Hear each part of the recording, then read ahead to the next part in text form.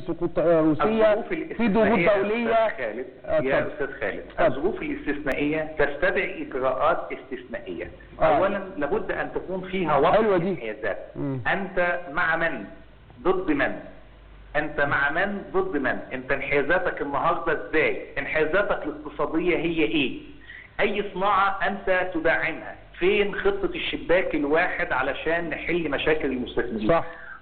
التضخم الاقتصادي اللي موجود انت عملت فيه ايه خلال شهر 2 3 4 خلال فترة وجودك في الحكومة؟ مجرد ان الحكومة اعلنت عن خطتها في انها احد اجراءاتها في سد عجز الموازنة هو اصدارها او عرضها للمجلس على قانون ضريبة القيمة المضافة، حصل تضخم في الاسعار يزيد عن 20%. اللي بينكره بينكر الليل والنهار، مش هقدر اناقشه في هذا الوضع. طب مش كنا محتاجين القانون ضريبة القيمة المضافة؟ مش كنا محتاجينه؟ احنا لم تتقدم الحكومة باي مشروع قانون الا كان فيه فرض على الطبقات المقهورة.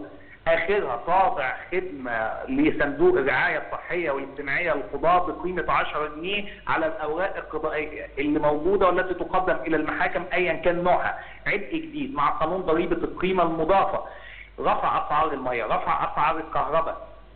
هو ايه ده؟ ده اسمه ايه؟ طيب كابتن محمد عايز تقول حاجه على اللي زي دين داوود؟ يعني انا عايز اقول انه الحكومه لما تبتدي تاخد